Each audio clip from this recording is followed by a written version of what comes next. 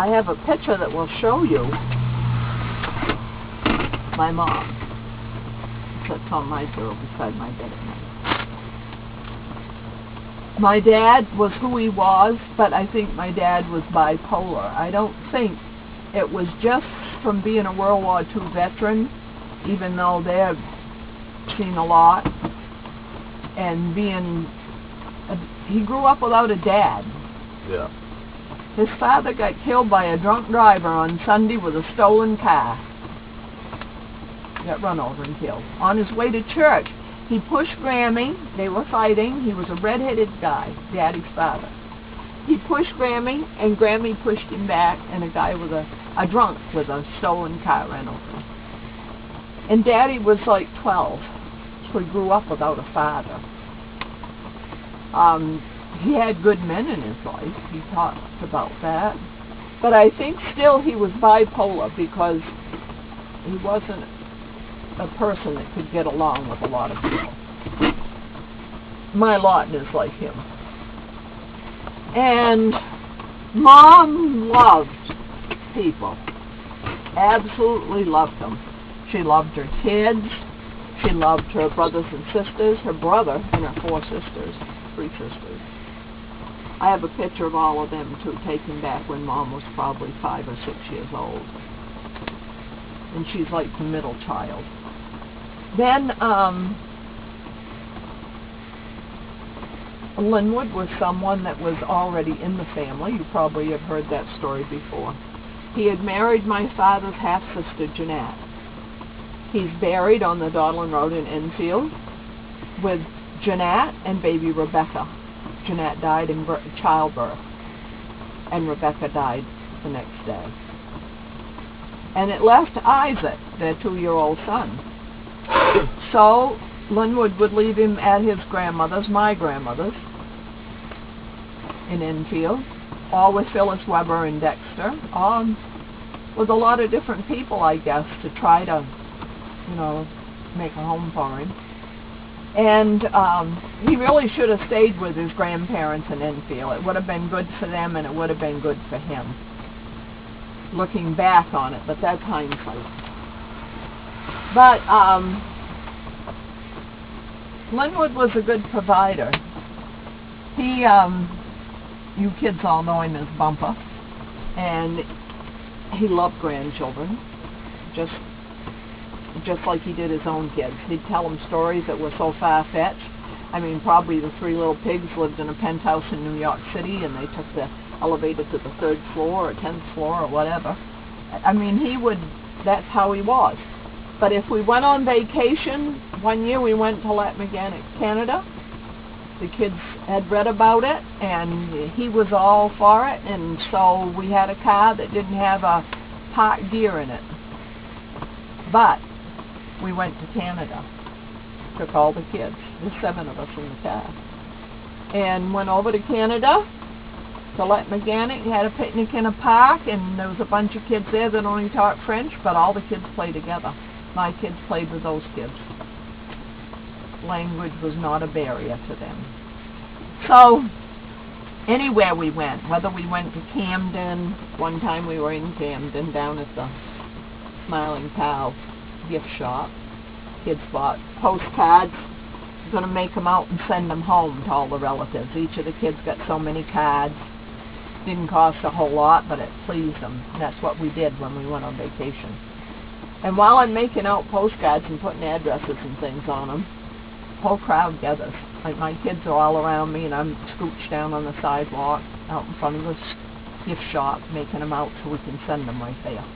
And everyone said, "Oh, somebody's signing autographs. Who is it? Who is it?" Because you see lots of people in Camden. And the kid said, "Oh, that's no one special, that's my mother." Thanks, kids. But we had a really good time, and Bumpa didn't like camping out, sleeping in a tent. He would have to sleep in a fold-out aluminum chair. He couldn't sleep just on the ground like we did. So one time we went down to Booth Bay Harbor, and We were going to set up a tent and stay out. We took everything with us to stay out. But it was raining. We had $83 and we were going to be gone for 2 days on a weekend. And it was raining when we got down there. And we said if it was raining, we'd use our money and get a motel. 7 of us. So we went to Moody's in Waldoboro, very famous motel and diner. And we agreed that we would eat our noon meal at the restaurant Saturday and Sunday. Other than that, what we had, orange juice, graham crackers, peanut butter, that kind of stuff we had in the cooler. $83, we got 2 motel rooms in 1 cabin with a door that went between. Each room had a TV, had plenty of beds. So, the kids could watch what they wanted, Linwood could watch what he wanted. Perfectly happy, everybody. And people said, you went to Boothbay Harbor, you stayed at Moody's in Waldoboro, now that must have cost, and you ate at the diner, that must have cost you. I said, we had $83 in gas in the car. And back then it probably was a lot of money. It's like a week's pay. But we went as a family. And right to the end, I mean, even after our divorce, he was a good father and he was a good grandfather. We had agreed that that wouldn't change. Caleb was scared of him. Caleb never really got to know him. The younger kids never really got to know him like the older grandchildren. But, and Katie and Casey and Shaw, they didn't really get to know him like you and Mitchell and Levi. And he was going to go take Caleb out for ice cream. Caleb wouldn't get in the car with him. But you kids all would have, for sure. And Carla, after him and I divorced in '87 and he married Carla, she had terminal cancer. She lived 5 years. But Carla would take you kids on a weekend. You'd go there and stay. She'd take you yard sailing with her while Bumper was doing whatever, probably watching TV or something. Carla liked to go yard sailing. And she was good to you kids the same way. She was good to Linwood's kids and my kids. And all she had was Cindy. And I told the kids when Carla got so sick, I said, try to be real good to Cindy because she doesn't have anyone. Her mom's going to die and she don't have anyone. And you kids all have each other. And they were good to Cindy. They were good to Carla. But I'm glad that when Carla died and was buried over in Canaan in her family lot, I'm glad that they said that Linwood couldn't be buried in that lot after Carla's funeral. Her sister Brenda said, she was a minister. She said that Linwood couldn't be buried in that lot. To me that was good because my whole life we never talked about dying or funerals or where we were going to be buried. Him and I didn't talk about those kind of serious things. I always wanted him buried with Jeanette. Grammy, Mott, and Marky are buried in the second lot. Linwood and Jeanette and baby Rebecca are in the front lot. And there's another space there. I think there's 3 in each lot. Right behind that is John's wife that died 9 years ago. And her mother and father are buried right behind that. Awesome. To me, it's an awesome situation there. And of course, I married Galen. I moved 11 times in 9 years till I divorced him. We lived the first year in my apartment on Spring Street in Dexter. The next year, we lived totally up to camp. The first year, everything went fine.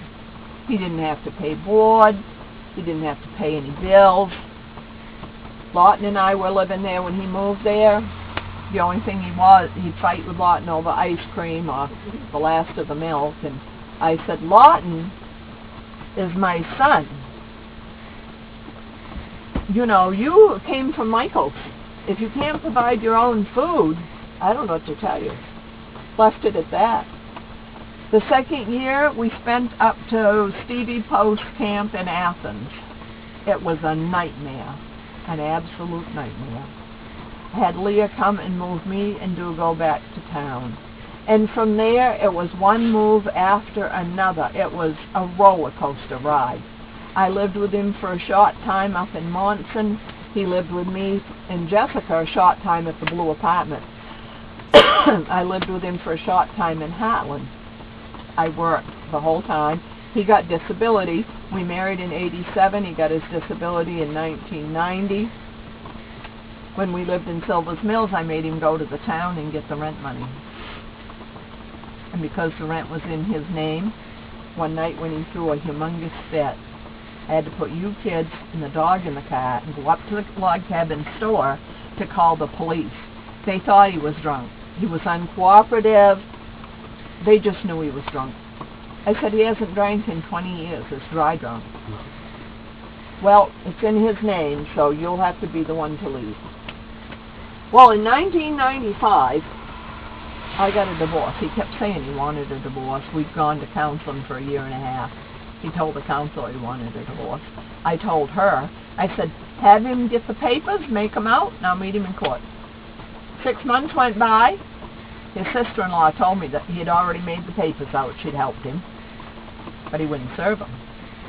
So I went right over to the Dover court, and I got the papers and made them out, and I served them.